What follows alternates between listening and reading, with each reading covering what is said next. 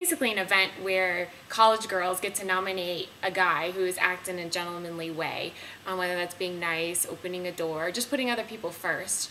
Do you think positive activities like this that New can hold helps counterbalance the way we've kind of begin to view men in a negative light, or somehow as our attackers, rather than, hold them up in a positive way? What would you say about that? Sure. Oh, absolutely. I think that sounds like a fun activity, and it really is the kind of we do want to encourage men and realize that women value being treated with respect, and that's an important role for them to play in society. And I think that there's some reluctance among a lot of people to a desire to dismiss this idea that there's a crisis among boys and young men. But really, when you look at some of the statistics, when you look at what's happening with our males in our society, with reduced rates of graduation and just lower educational attainment, a lot of problems with jobs, and the growing number of young men who are living at home and really aren't moving towards mature adulthood, that's a problem. You think about, if this was happening to women, I think there would be a real outcry and concern in the media. It would be a crisis that we find worth talking about. And I think that we should take this seriously and think about why it is that so much of our culture focuses on celebrating guys that are athletes and movie stars, which you may be successful in one manner, but then have personal lives that really aren't what we want our sons and brothers and husbands to emulate. So I think we do need to try to make a real effort to hold up positive visions of manhood for boys to try to aspire to.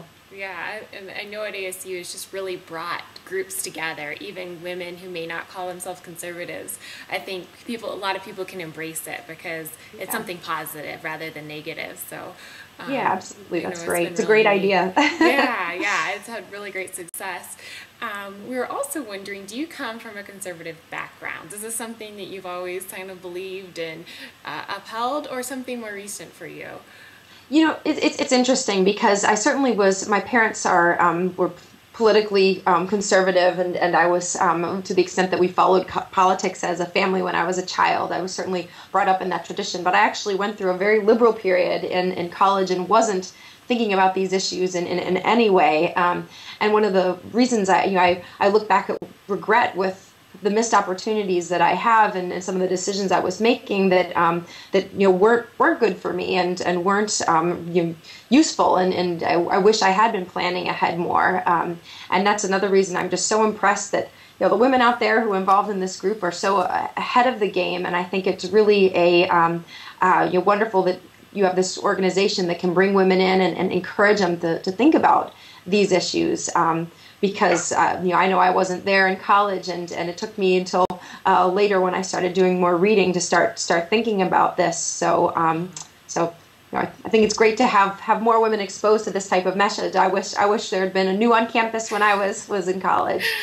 I know, me too. I started my senior year, and I was wishing I had started it from the very beginning, because it was really a big impact for me, and I know it is for girls now too. So I think it's great opportunity.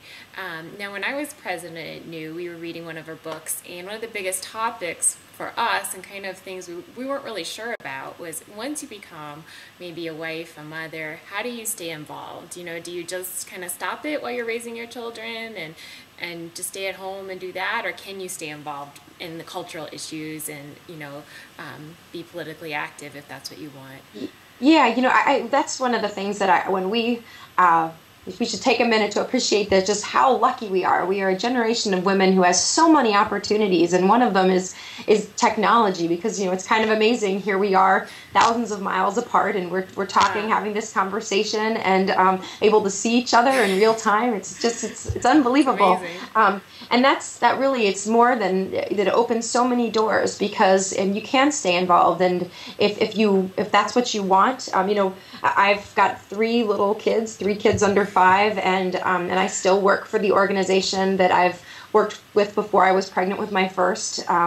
And I do writing from home and do conference calls, and I do, I stay very involved. And it's actually, I love being a mom, but it's a good outlet for me to have something else to think about and to to keep this interest up. And it doesn't have to be, women don't have to have a formal working relationship. They can stay involved and be members of their community, active in their local schools or in local civic groups, or just be a good friend and neighbor. There's so many ways for women to be involved today that I don't think that, not that just being a mom is a bad thing, but that you can be just a mom and be a whole lot more at the same time, which is we're really lucky. Yeah, I think it's amazing. It's kind of like, I guess, a mindset. I don't know. That's what we kind of were talking about too.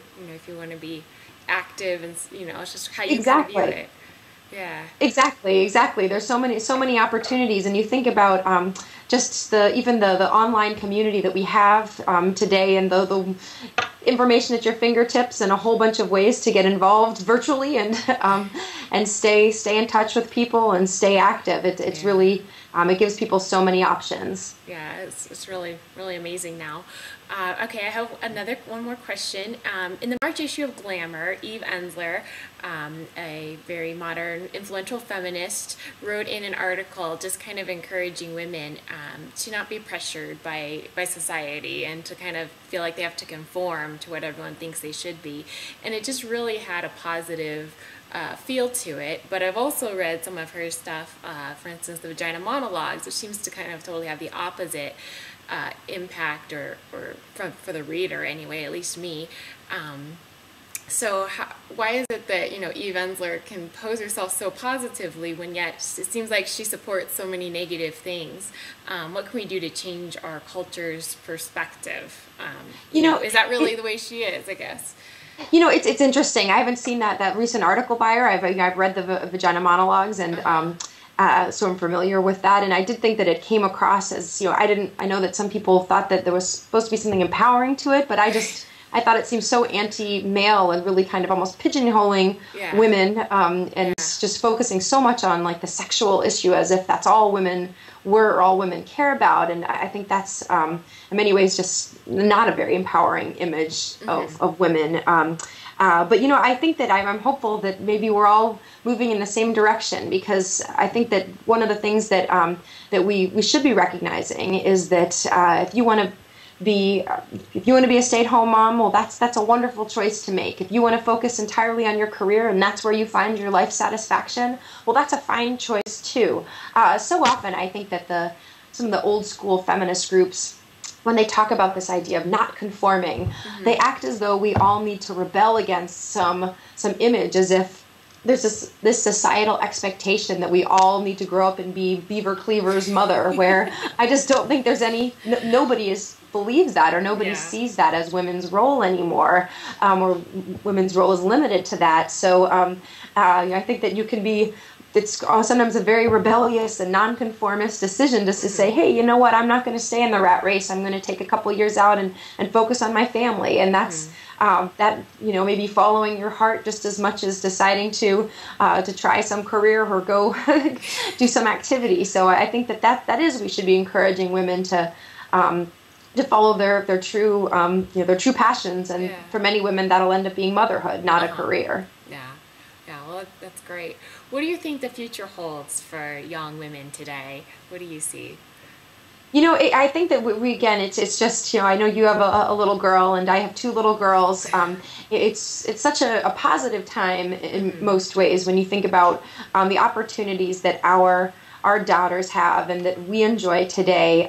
There's so much that we can look forward to for them, and it's really, I think, a wonderful time to be a woman. That said, there's a lot of challenges, and women need to stay involved and make sure that we guide the next generation and focus on making sure that our country stays strong, that we don't let government encroach so much on families and individual liberties that we change fundamentally as a society. So we need to be vigilant in making and protecting what we care about. But really, I have such a positive vision when I think of what the future holds for our daughters and for young women today.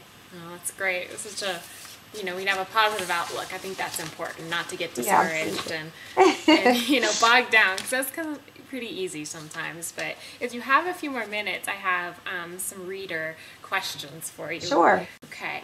Diana wrote in and she asked if you could give your view on the abortion issue nationally, internationally. She wrote, hardcore feminists